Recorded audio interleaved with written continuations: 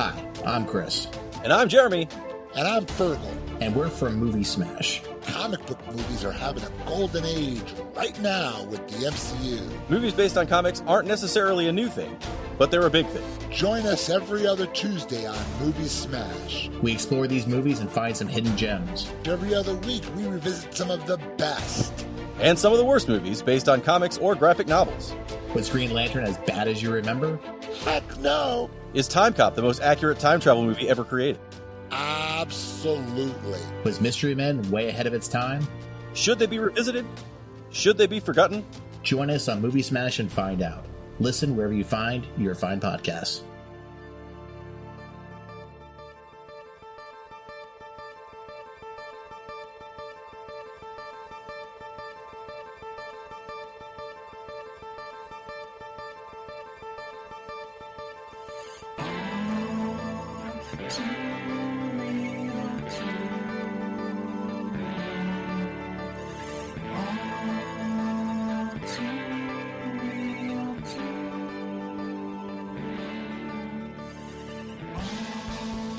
Okay, everybody, welcome to the latest episode of All Too Real 2. My name is Michael E. Cullen II, and with me, as always, is... Sesame Lexi's college golf cart in Carta. Is that like Dexy's Midnight Runner? I never heard of that, but maybe, I'm not sure. They're a band that sing, what is it? Come on, Eileen, to ride. Yes. Yep. Anyways, so yeah, Lexi's college golf cart actually would be a good name for a band. Yeah, no, it is actually. Yeah, that's a good point. Yeah. I'm gonna write that down. I've got a whole list of. Well, my file is called album titles, but it could just be bands or song titles as well. Yeah, that I'm gonna add that to it. I have a list of about like 40 points. Oh, nice. If you guys have any that you think would be good, send them to me at mike@cullenpark.com, and I'll spread the word to Sesame. Yeah, absolutely. Yeah, thank you for joining us today, folks, in this modern hellscape we call Earth. And yep, today's Earth Day. As we're recording. Yes, it is. Taking time out of your day to listen to us while the world burns around you. And wait, thank you. If only we had a hero to save us. Yeah, if only we had a boy hero who could save us. Yes, a guy in college who goes by the name Superboy.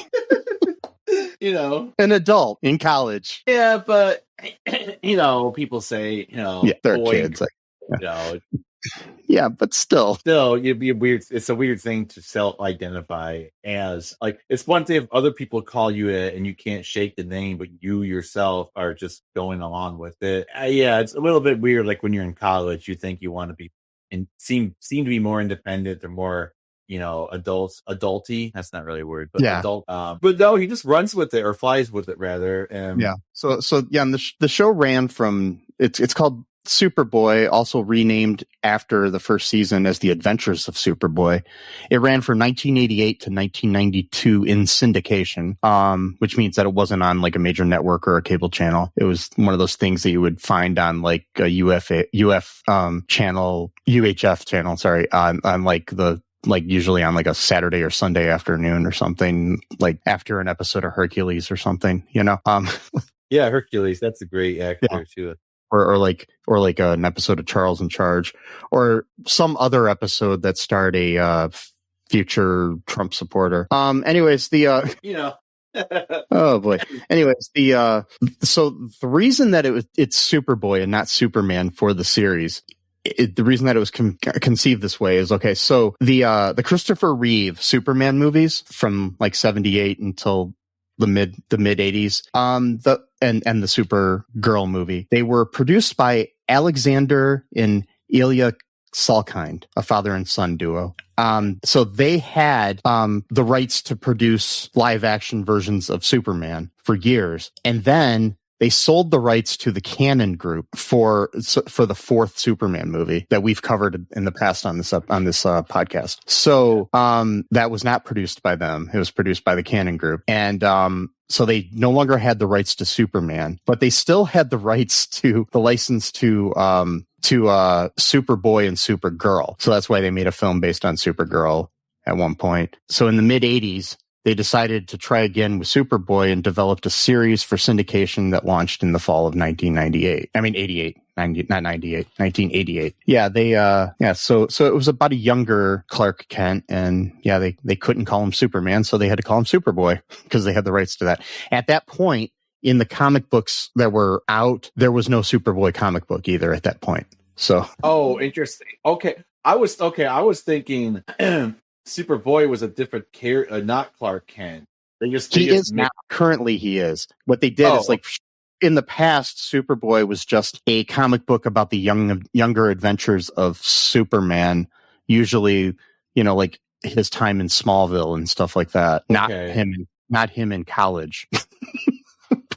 For some reason, I was under the impression that Superboy was like a nephew or a cousin or something like that. Clark.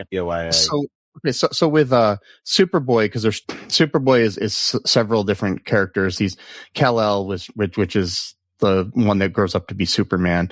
Superboy is a Superman in his preteen and teenage years. Most of his adventures take place in the fictional town of Smallville. There is also another current version, I guess, because this version of Superboy kind of I don't know if they brought him back at all ever, but he kind of ended in the 80s. So, and then they brought the superhero named Superboy back for several different characters have had the name over the years. So basically we had the original, who was Kal-El. Then we had Superboy, who was Con-El from 94 to 2000. He was a clone of Superman who was younger. Okay. I guess.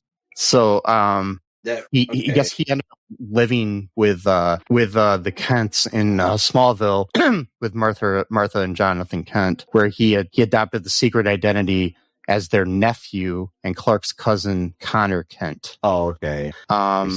We got Kal-El, we got Con-El. Then we have John Lane Kent, who is the son of Clark and Lois. Okay. He was a Superboy as well. Yeah. So, and then there's Jonathan Kent, who is the current, the current Superboy. Kent became the new Superboy in DC Comics. He was introduced as the son of post-crisis Superman, Clark Kent, and Lois Lane. So yeah. He's often paired with Robin Damian Wayne, who is Bruce Wayne's son. So yeah. So okay. I was just thinking of this video game I used to play a lot when I was a kid for Super Nintendo, where you got to play as Superboy. I think some other characters too, but he was one I liked a lot the most because he punched really hard and stuff. and I wish I could remember the name of the game. It was DC Heroes or something like that. It was really fun. It was like a beat 'em up punch game. Nothing really too fancy about it, but it was kind of cool. So this this TV series, I'm going to give like a little bit of history of it, and then we can get into the actual plot of the episode that we're covering, which was actually not the pilot episode, but it was the first one aired, which do that a lot. We can get into that a little bit, and then I'll get into some trivia after that. Okay, the name of the episode is The Jewel of Techacal. Techacal? Techacal. Techacal, I guess. The short synopsis here on the Internet Movie Database is Lana's father, that's Lana Lang, Clark's, friend from Smallville, and love interest in certain stories here and there. Lana's father, an archaeologist, comes to the university with what he thinks is a cursed relic. Lex Luthor then steals the jewel in order to sell it to the highest bidder. This was directed by Reza Badawi, who directed a bunch of TV shows like Dinosaurs, Jake and the Fat Man, Cagney and Lacey, Fame, TJ Hooker, Starsky and Hutch, $6 Million Man, as well as In the Heat of the Night, Models Inc., Baywatch Nights, Baywatch, Buffy the Vampire Slayer, She Spies, Early Edition, Sliders, different things like that. Okay. So a lot of TV. He passed away in 2011 at the age of 82. This was written based on the characters of the character created by Joe Shuster and Jerry Siegel. It was written by Fred Freiberger, who passed away in 2003. He is known as a writer for other TV shows like The Dukes of Hazzard, Vegas, The $6 Million Man, Space 1999, and so on. So yeah, basically TV dudes. The episode stars John Newton as Superboy, aka Clark Kent, Stacy Haiduk as Lana Lang, James Calvert as TJ White, Peter White as Professor Thomas Lang, Scott Wells as Lex Luthor, Michael Mano as Leo, Greg Todd Davis as Gerald Haynes, Forrest Neal as Dean Thompson, and so on. Yeah. So yeah, that's the little breakdown here. Some trivia here behind the actual TV series before we get into the plot, if that's cool with you. Yeah, that's all right. Okay, so after the first season, John Newton was fired due to his arrest for a DUI. Newton's contract had a morals clause. However, it was reported that the producers were not happy with his performance. In addition, that he tried to renegotiate a 20% increase on his salary. They decided to recast the part, and Gerard Christopher was chosen for the rest of the series, which ran 4 seasons. Gerard Christopher, by the way, when he took over the role, was 30 years old, playing Superboy. Like a college student. Yeah, making him older than Christopher Reeve, Dean Cain, Brandon Routh, Henry Cavill, and Tyler Hoechlin when they first made their respective debuts as Superman. Wow. So he was older than all of them. Yeah. Gerard Christopher. Maybe someday we'll get into maybe we'll review a season 2 or 3 or 4 episode with Gerard Christopher just to, see the difference. Gerard Christopher personally sold VHS tapes and DVDs of the episodes on his website. Christopher owns the master tapes of all the episodes in which he portrayed Superboy. Christopher stopped selling them when Warner Brothers acquired the rights and released official DVD sets. So you can get the DVDs for this show. So, that's so sad. They have a website. We're just selling best tapes. Yeah, well, any way to make a buck, in my opinion. I mean, go for it. Stacy Haiduk was the only first season regular cast member to be retained for the rest of the series. So the show ended up being canceled after a lawsuit filed by Warner Brothers against the Salkinds, who had leased the rights in the early 70s and made the Superman film series. The Salkinds produced the first 3 films and sold the rights to the Canning Golden Globus production, who released Superman for The Quest for Peace. WB claimed that they had first shot at making a series. The show was distributed through Viacom and not Warner Brothers. The case was settled, and the rights officially reverted to Warner Brothers, and the show has not been rerun in North America since, although a DVD release of the first season did occur in 2006, and then the rest of the series followed afterwards. Wow. The first 2 seasons were set at Schuster University, and the school building was called the Siegel Center, named after Joe Shuster and Jerry Siegel, the creators of Superman. This was the first weekly series to be produced at the then new Disney MGM Studios in Orlando, Florida.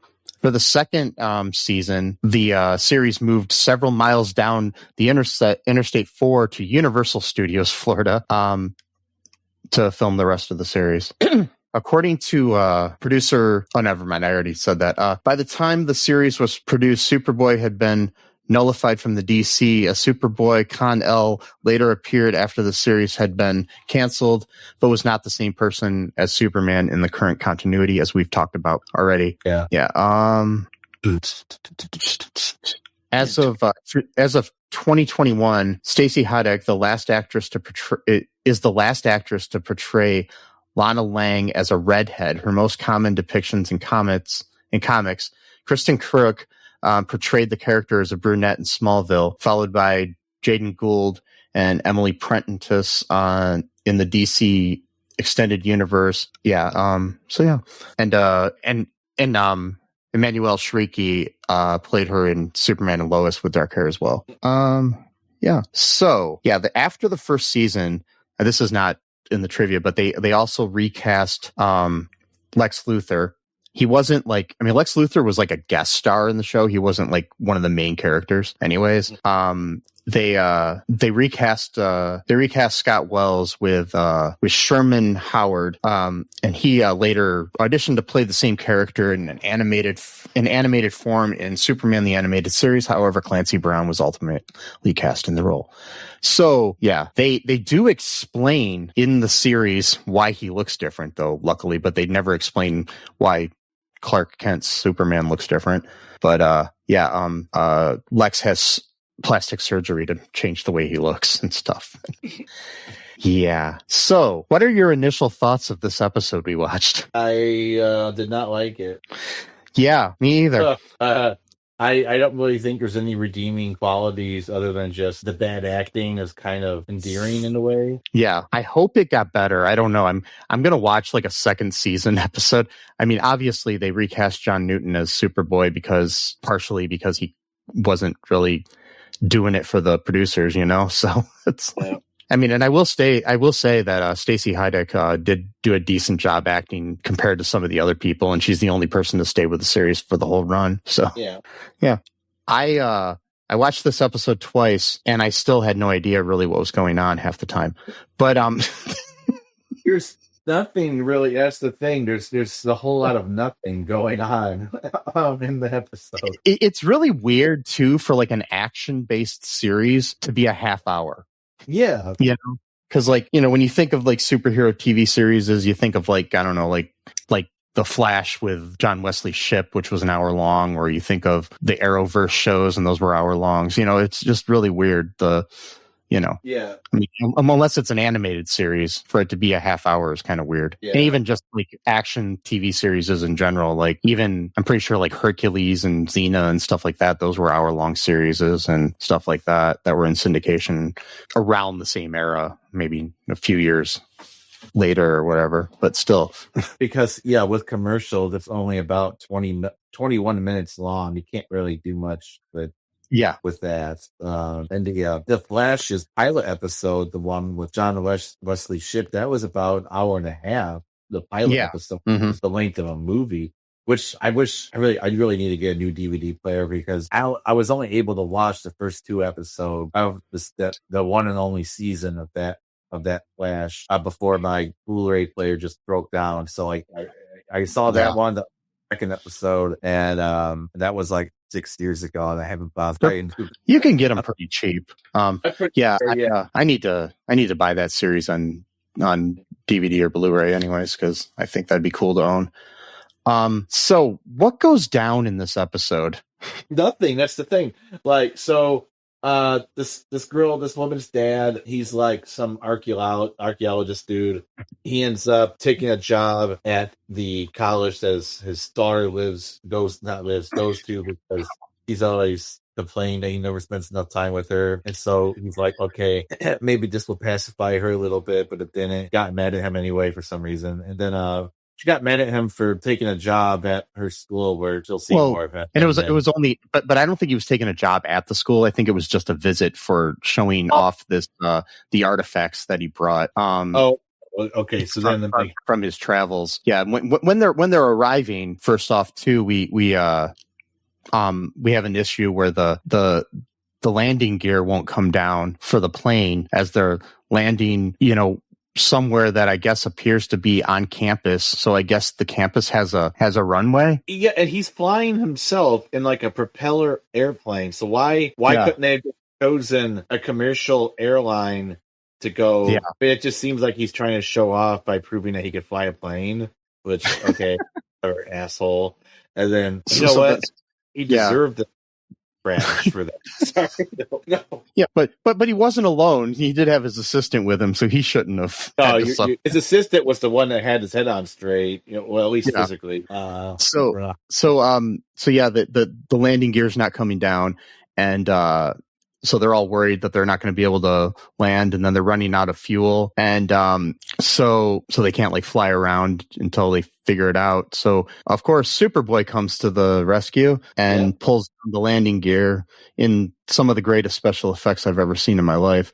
And it was terrible. I mean, and then he comes back, and so it's funny, like, and I noticed this, it just like seemed like over the top here, but in a lot of Superman things, when he's wearing a suit, you know, when he changes back into his suit and he has a tie, he's always coming into a room or to a crowd and he's adjusting his tie. So I've decided that anytime I wear a tie and I enter a group of people, I'm just going to adjust my tie as I walk in so people might think that I'm Superboy. Yeah. You know. Yeah. It's like, I don't know. It was just terrible. And he's not even seems like he's that strong. I mean, I get that he's got like superhuman strength, but like there's part of the episode where he's like struggling, like doing like when he pulls a car out of a pond, like he's like, he can do it. Not like it's not effortless. Like, you know what I mean? It's like, okay, you can pull a car out of a pond. Wow. Like that's why they call you Superboy. Like, well, maybe it's because he hasn't hit puberty yet. I'm just joking. He has been in college. He's not Sheldon. I mean, he's an adult in college.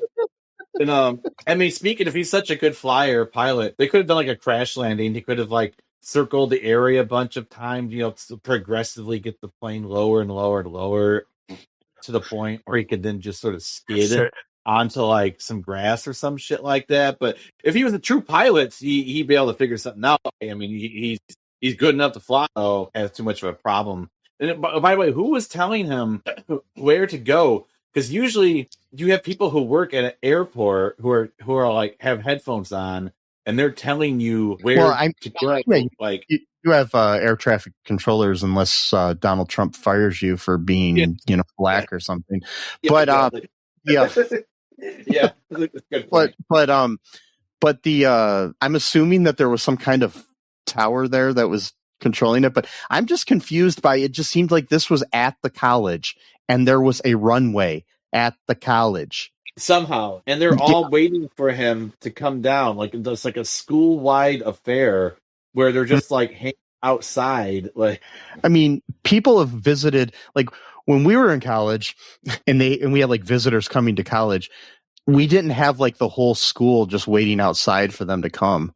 I mean, especially since it's not even everyone's subject. Like this school just must really love archaeology because like I don't remember like in college like, oh dude, they brought in some rocks from ancient Russia.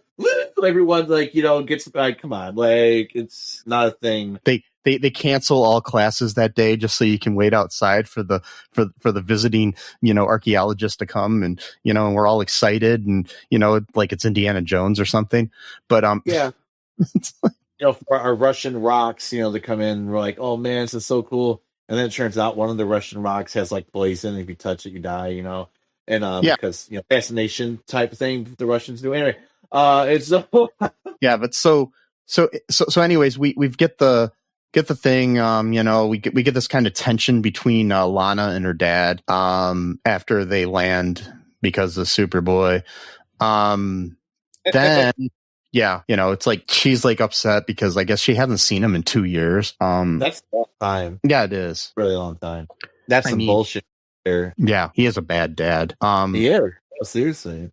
I mean, it's not like he was off, like, you know, fighting in World War II or something for 2 years. You know, it's just like it's not something that like that's the thing too. I always hate about these stories where it's like one man's following his dream, you know, and like it's like the wife is always like depicted as like the bad guy because she's always like complaining about her husband and their children's father not being around. It's like, oh, she's nagging it. He's trying to follow his dream, bro. Let him follow his dream. It's just like, hey, bitch, maybe he should have thought about that before having a family and then like deciding which thing he's gonna do the most, because you can't dedicate all of your time to both things. You can only do the one thing. So maybe you should go make that decision before you're forced to make a decision between the two things. Maybe the movie could be about that. Maybe anyway. And so you got that from the Johnny Cash movie. Like his ex-wife was so horrible for daring to like want to be able to see him more than twice a year. Like, like shut up, bitch! Like let Johnny Cash do his thing. He's writing the great songs, even though all the songs sound very similar. I'm sorry, I'm putting it out there. I know it's unpopular opinion. Johnny Cash is not that. Sorry, he's not. Like there's a few good songs, but like acting like everyone's like, like you have to say you like Johnny Cash. Like I know this is like a Hassan Stunlock thing. You have to like everyone has to pretend they like Johnny Cash in order to be cool. You're like, oh, you like Johnny? Yeah, I love Johnny Cash. Oh yeah, name one song. Well, the one that they played in the movie. Okay, yeah, sounds loud. No, and it's like, yeah, got you. And then I'm just gonna. Like, I just want to say for the audience that I really do like Johnny Cash a lot, so I'm not gonna comment here. Totally fine. No, that's totally fine. But I'm just saying a lot. I gander probably about 90%. This is my own math. I mean, there's no testing here. I bet 90%. This is Trump math. Okay, 90% of people who say they like Johnny Cash just say it because like they have to say it to seem cool. Like you can't say I dislike Johnny Cash in public, like in civilized society, and then get away with it without people like smirking at you and like throwing cabbage at you or some shit. Right. Same thing with jazz. Like people like I like jazz personally. People just carry cabbage around to throw at people. Yes, they do. It's a new line. It's a new line of cabbage called Johnny Cabbage. It's specifically meant to be thrown at people who don't like Johnny Cash. You just have it like women carried in their purses or something. Like what's going on here? That's why the purse always smells bad. It's this guy rotten cabbage. I'm just kidding. I actually don't hate Johnny. I don't make no bets. I mean, I'm not a fan. I'm not a fan, but I'm not a fan at the same time. I just thought that was. No, I went through a big Johnny Cash phase in high school, and then later on when like Walk the Line came out and stuff. So, but I do like him a lot, and I have like 3 or 4 Johnny Cash T-shirts. But anyway, so yeah, sorry, that was like a quote Hassan Stunlock thing. I will say one more thing though about jazz. Jazz is very similar too. Like I like jazz, but like I bet you like so many. Like, oh, I really love jazz, bro. Okay, really? Yeah. Okay. Have you ever listened to a single full jazz album? Well, I listened to like a saxophone solo. No, not a solo, whole album. Did you listen to Miles Davis Bitches Brew, which is a double album that's over 2 hours fucking long of him playing bad notes on purpose? Did you listen to that? Did you? No, you didn't. You don't like jazz. Sorry. Case closed. You're forbidden to like jazz from now. Sorry, I wound up today for other reasons. I'm like, do you need a tranquilizer? I actually do. I wish I had some muscle relaxers right now. I could just pop a bunch. No, I'm just kidding. See how more animated about this than the fucking show we're reviewing. So I mean, it does come down to the whole thing. Like when you're talking about women, though, it's like even to affect like the superhero based thing where it's like where you fridge a woman, where basically women in refrigerators. It's a literary trope coined by Gail Simone in 1999. I just had this off the top of my head, but then looked it up. So I was like, I'm not remembering this. Describing what is the fridge? What does that mean? I'll tell you in a minute. Women in refrigerators. It's a trend in fiction in which involves female characters facing disproportionate harm, such as death, maiming, or assault, to serve as a plot device to motivate male characters, an event colloquially known as fridging. Simone's original list of over 100 affected female characters published on the Women in Refrigerators website sparked discussion on sexism in pop culture and the comic book industry. The trope's influence extends beyond comics, with critiques of its presence in film and television franchises. Notably, author Catherine M. Valentine, inspired by Gwen Stacy's portrayal in The Amazing Spider-Man 2, wrote the Refrigerator monologues addressing the trope's impact on female characters and superhero narratives. So basically, it's where the female character in the story is basically just there to have something happen to her to prop up the superhero or the protagonist of the story. So yeah.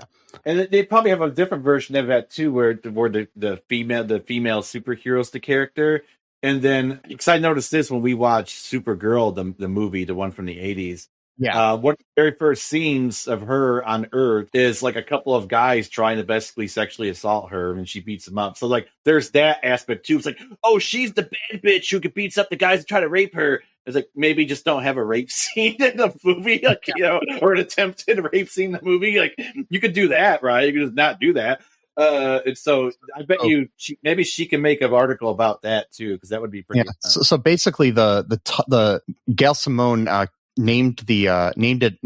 came up with this term. It was named after an incident in Green Lantern Volume 3, number 54 in 1994, written by Ron Mars. The story includes a scene in which the title hero, Kyle Rayner, comes home to his apartment to find that the villain Major Forrest had killed Rayner's girlfriend, Alexandra DeWitt, and stuffed her into her refrigerator. So, yeah. So, kids or whoever is watching or listening to us, if you live in like the Toledo, Ohio area where I live, make sure that you get this book or article now, or because you're not gonna be able to major in like gender studies pretty soon at University of Toledo. So try to grab the book, because they might ban the book too at some point. So get your hands on it before you can't. Before it's too late. Yeah, exactly. Yeah, and I recommend that you just download the internet too. I'm just download the whole and just go to that place in Australia that they say that what was a conspiracy theory that there's like it might not even be a theory at this point, that there's a whole data mining like just huge, like almost like not even building, just like a huge like compound where apparently that's like where they harvest everyone's data. I don't even know if that makes any sense or not, but I remember a friend of mine kept saying that there is this place in Australia that's go there, sneak in somehow. I don't know how you do it. Go into the compound. Make sure that you do some recon first. Don't just go in there and do it. You gotta make sure you know what you're doing. Do that.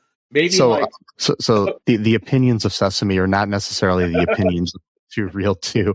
I don't even know this place even exists. I'm not even sure if it's real.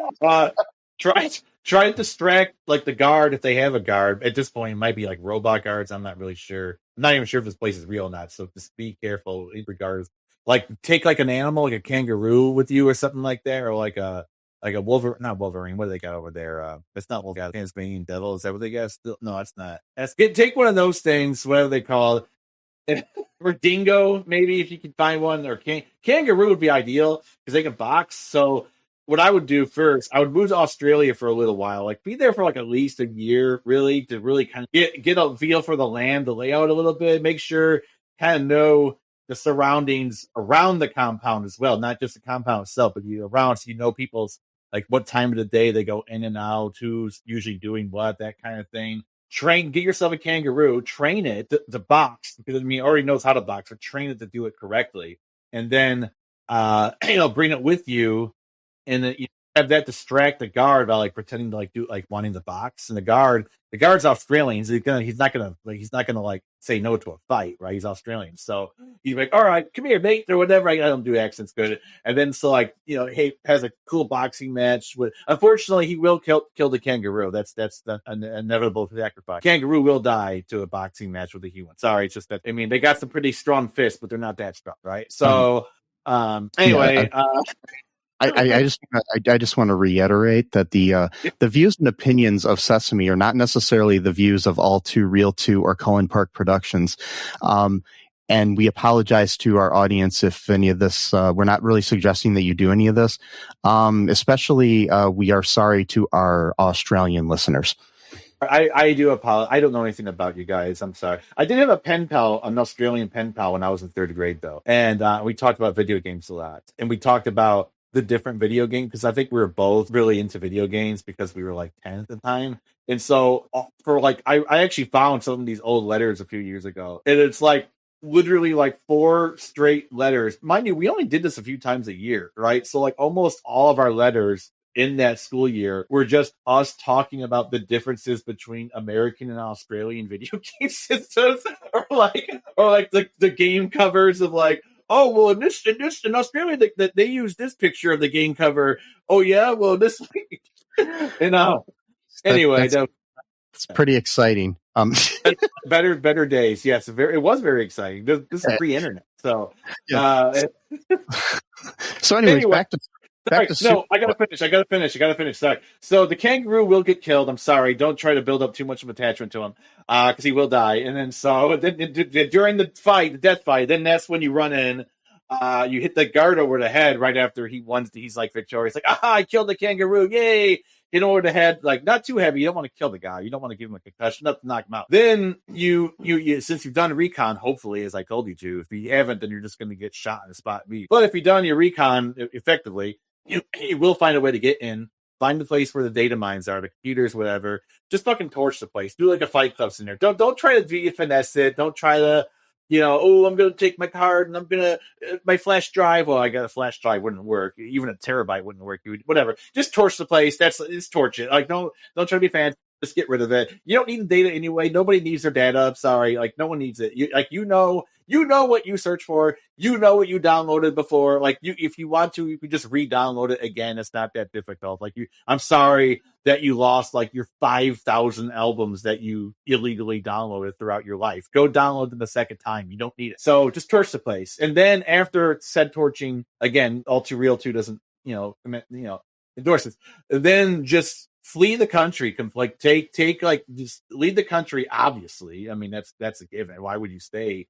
They're going to be looking. There's a manhunt for you at this point. Go. I would say. It's going to hurt a lot. I would say burn off your fingerprints, which again, that's going to be a bit. It's going to hurt a lot, but momentary pain, for them not being able to do the thumbprint on you. So I would also suggest there's this new technology where some people have made like almost very human like skin masks that you could wear, and it actually makes you look like you're a different person. Not like 100% accurate, but they're pretty accurate. So try to find someone, again, a private practitioner here.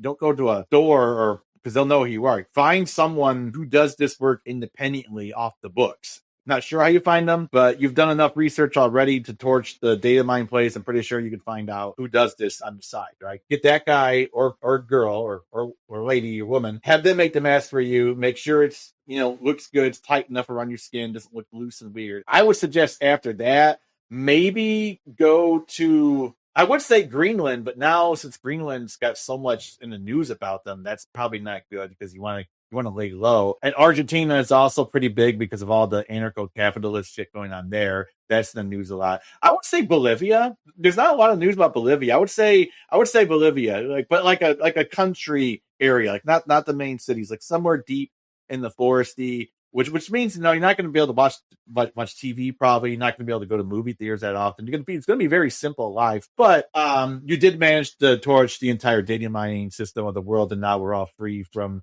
the behemoth god named the internet. That was all off the fly, by the way. I did not write that.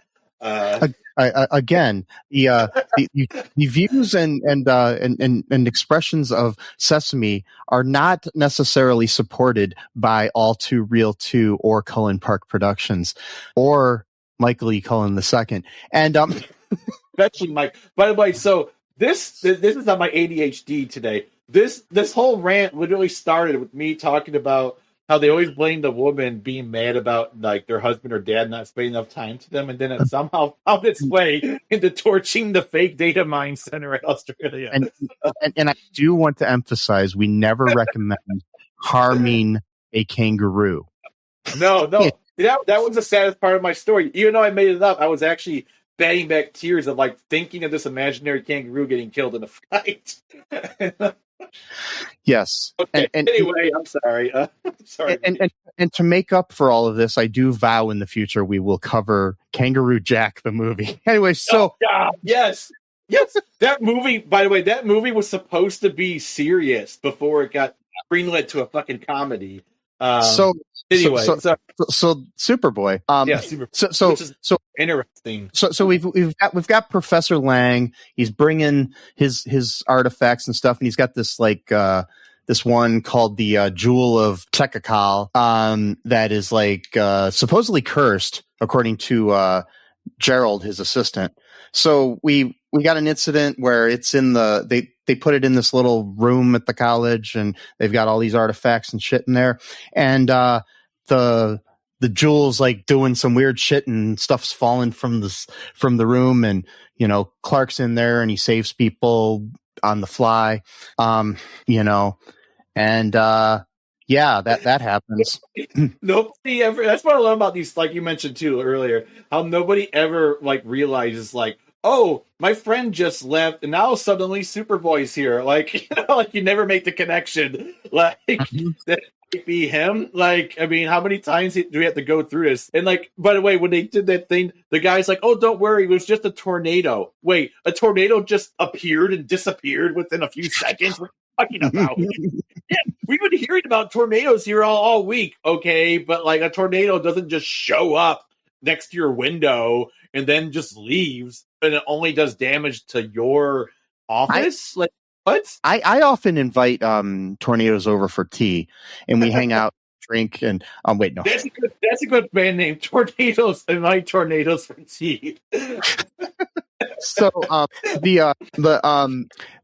that happens, and then later I'm probably skipping over a bunch of shit, but whatever. So anyways, it ends up like hurting the professor. He's getting really sick, and he's going to he's in the hospital, and we don't know what's wrong with him. And Gerald is the smart one, so he's like, yeah, it's the fucking curse. We all know that. I mean, come on. And somehow we realize that the only way to solve the curse is to put the jewel back where you got it from, and you should have left it alone anyways. Because archaeology is sometimes just an excuse to steal and culturally appropriate people's belongings and then put them in museums where they shouldn't be. I'm not of the belief that Indiana Jones has, where it's like that should be in a museum. No, it shouldn't. It should stay where it's with its people. And but I do believe that another thief shouldn't take it and then sell it on the black market, like we have with Lex here. Scott Wells sadly passed away about 10 years ago. And I have nothing. Seems like a nice enough guy. Probably from what I've read of his life. But man, he's not menacing. He's not anything. He's just really not a great Lex Luthor, sadly. But he's kind of like childish a little bit too. Yeah. Like, they steal the jewel, and then they're going off in their car. Not in his car, but in his in Leo, his little manservant's car. Not manservant, his sidekick. And they're in this convertible driving down the road with their jewel. And so then it's up to Superboy. Superboy goes off, and there's like this action sequence where there's a car chase with some cops and Superman and Lex and Leo, and they end up in a little creek, and Superman pulls them out and saves them, but also gets the jewel back and takes it back to where it belongs. And then Professor Lang gets better, and everybody's happy. Yay! Except for Lex. And then it's like a little heartwarming scene between Lana and her dad, and and it's like, oh, I love you, blah blah blah, and yeah, and it's the most predictable episode ever. And then after that, right wing federal agents come in. They start removing the books that they think is not good for the school. They got executive order from the presidency to remove any woke or DEI books from the school libraries. That's how it actually is. That was because actually in 1988 we had Oh, that's right. We're more progressive. We had more rights 1988 than 2000. Yeah, you're right. We had more rights under Reagan and Bush Senior than we do. Sorry, I forgot about the timeline we live in. We live in the worst timeline. Yes, 1988. 88. Yep. 30 years ago. During the final year of Ronald Reagan. His presidency and life, not life, his presidency. Oh. Yeah. And then into Bush 1, and but that's what happens. Lexi, our boy Lexi here, I don't know, like you said, he there was one weird thing about, because that jewel kind of fucked with Superboy a little bit too, but it didn't do anything to Lex. So I want to know if they ever explained why. Is it just because he's evil and it doesn't hurt evil people or something like that? Like, never really explained. Maybe they will later on. I'm highly doubting they will. Probably not. Especially since they aired all the episodes out of order, which is so stupid. Yeah, exactly. They do that with a lot of shows we've watched. Actually, they've done that with I can't remember them all now, but there was at least 3 or 4 shows we've reviewed where they've done that, where they showed the pilot.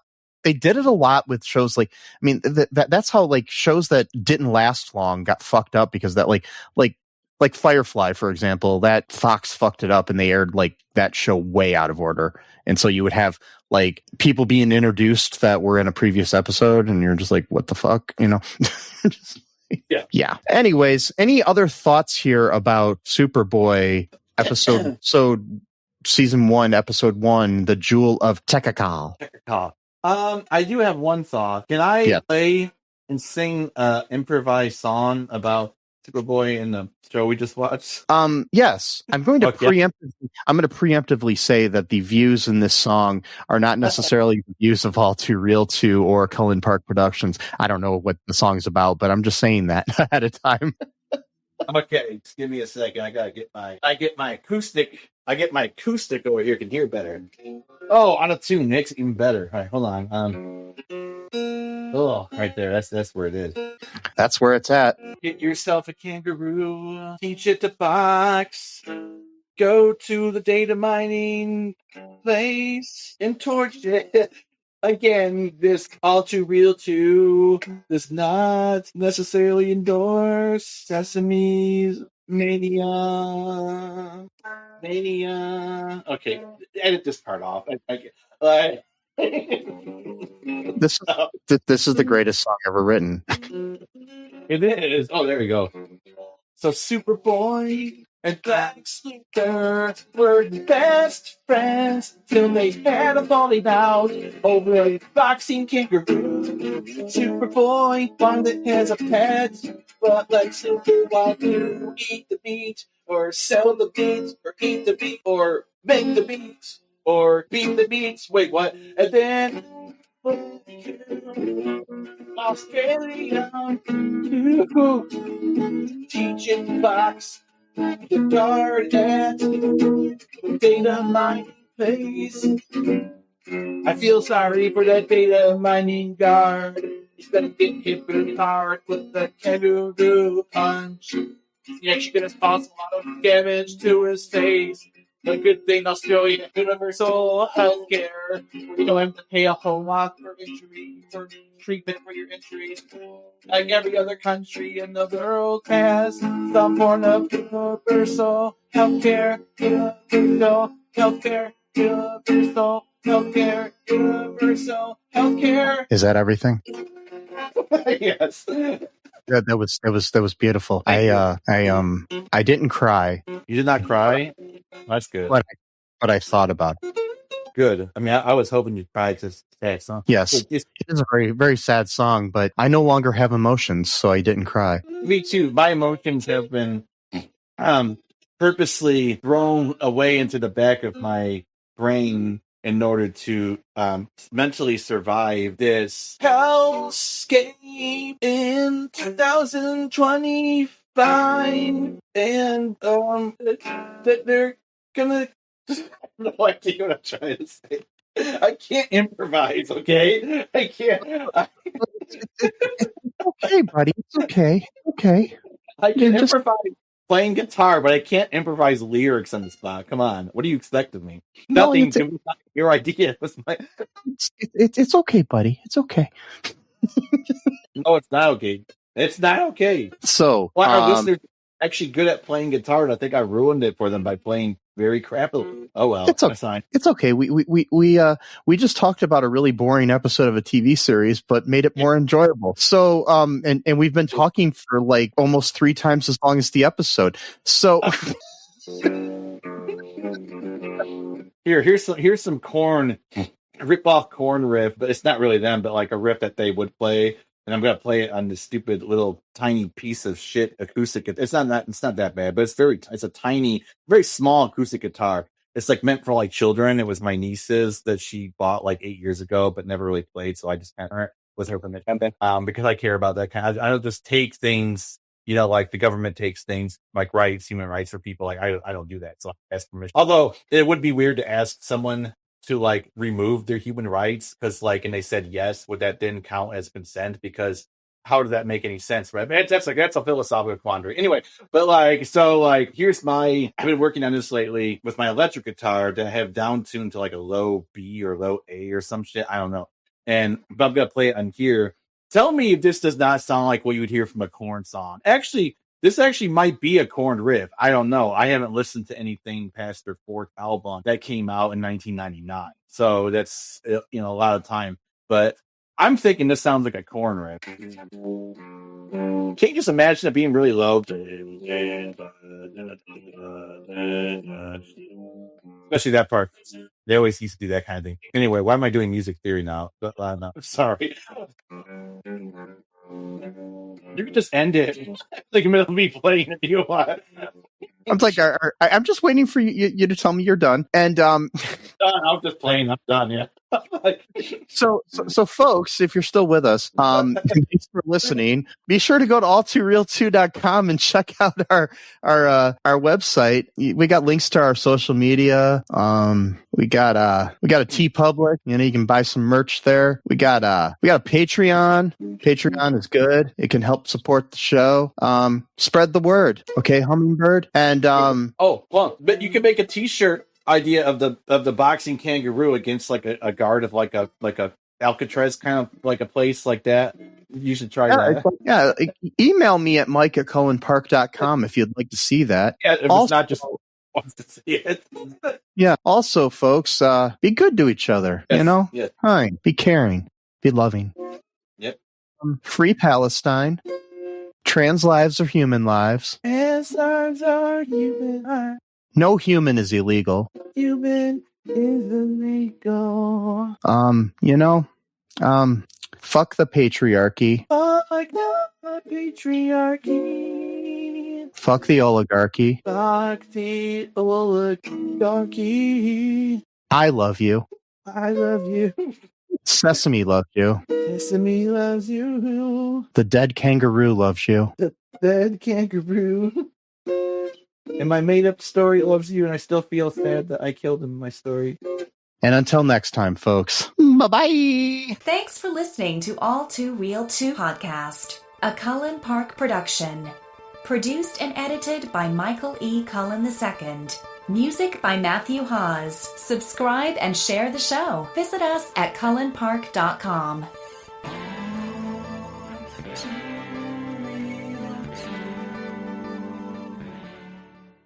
All right, here we go. New Phineas and Ferb is here. We're back, baby. For 104 more days I know what we're gonna do today. of summer vacation. I am ready for summer shenanigans. Let's do it. Oh, yeah. All right. We're gonna bust Phineas and Ferb once and for all. Are we gonna do this again? New inventions, shenanigans, innators, adventures, and songs. Brand new summer vacation. New Phineas and Ferb starts June 5th on Disney Channel and next day on Disney Plus on DisneyPlus.Disney.com.